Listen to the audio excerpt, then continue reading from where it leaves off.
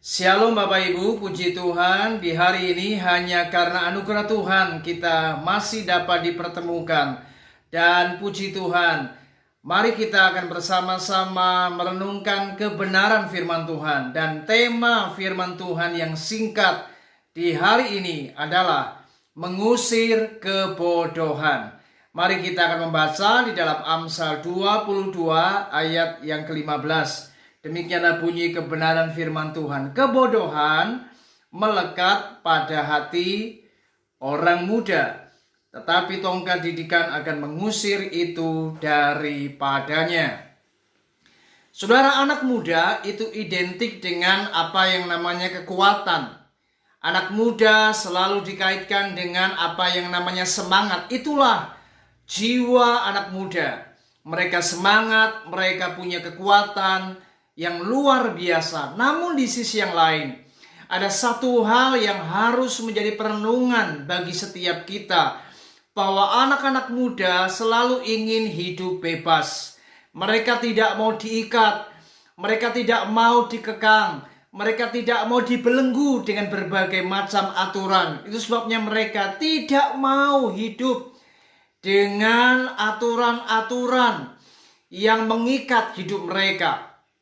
Ini tidak boleh, itu tidak boleh, itu dilarang, itu tidak diperkenankan.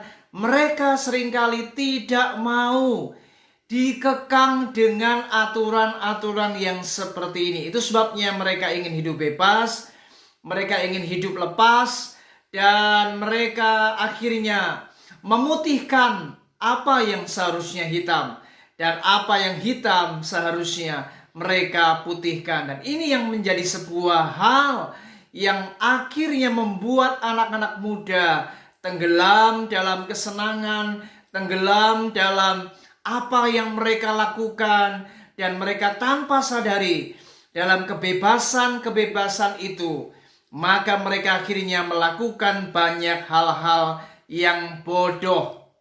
Saudara, berapa banyak anak-anak muda yang hidupnya dengan sebuah prinsip, gua mau senang, gua mau hidup bebas, emang gua pikirin apa kata orang. Saudara, inilah yang menjadi sebuah prinsip hidup anak-anak muda. Mereka tidak mau ambil pusing dengan apa kata orang. Yang penting mereka mengumbar kesenangan, mengumbar hawa nafsu karena mereka ingin hidup bebas. Saudara, kalau kita melihat di dalam Alkitab, di dalam Injil Lukas pasal 15, di ayat yang ke-11 hingga sampai ayat yang terakhir, yaitu ayat yang ke-32, kita tahu bagaimana kisah tentang, yaitu perumpamaan tentang anak yang hilang, saudara. Maka Anda akan temukan bagaimana kisah ini menggambarkan kebodohan seorang anak muda. Bagaimana anak yang bungsu ini meminta harta warisan kepada ayahnya. Tahukah Anda apa sebenarnya tujuan daripada anak yang bungsu ini meminta harta warisan ayahnya? Ternyata kalau Anda merenungkan baik-baik akan kisah ini, karena anak yang bungsu ini, dia mau hidup bebas.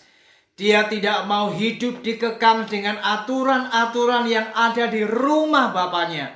Dia ingin keluar dari rumah bapaknya dan hidup dengan cara bersenang-senang, berfoya-foya tanpa ada ikatan aturan-aturan yang membelenggu hidupnya. Dan akhirnya kita tahu si bungsu ini kemudian jatuhlah ia dalam sebuah kemiskinan, kemelaratan, karena harta yang ada padanya sudah dihabiskannya dengan hidup berfoya-foya dalam kesenangan dengan teman-temannya.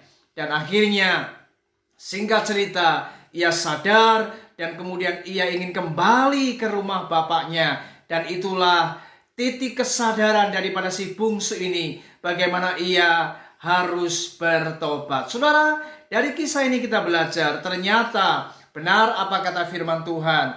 Kebodohan itu melekat pada hati, dikatakan orang muda, tetapi tongkat didikan akan mengusir itu daripadanya. Ternyata untuk mengusir sebuah kebodohan, maka tidak ada cara lain, yaitu dengan apa yang namanya tongkat didikan. Inilah cara Tuhan mendidik. Inilah cara Tuhan membentuk anak-anak muda agar mereka kembali di jalan yang benar.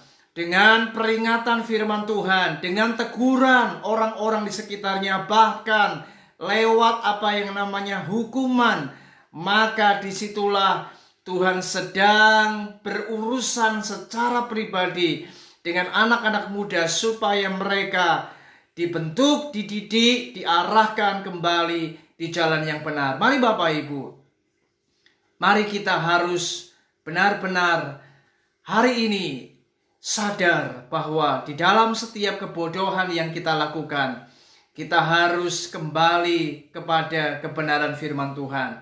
Karena itulah yang akan membawa kita kepada sebuah masa depan yang jauh lebih baik daripada kita melakukan kebodohan. Maka Anda akan tenggelam dalam kehidupan yang makin hancur dan tidak akan ada masa depan. Kiranya renungan ini menyadarkan kita agar kita kembali di jalan yang benar. Dan biarlah tongkat dan didikan Tuhan akan mengusir kebodohanmu, sehingga engkau kembali di jalan yang baik, di jalan yang benar, dan hiduplah takut akan Tuhan. Mari anak-anak muda bangkit, dan mari anak-anak muda kembalilah di jalan yang benar, dan jangan lakukan apa yang namanya kebodohan. Tuhan Yesus memberkati kita. Shalom.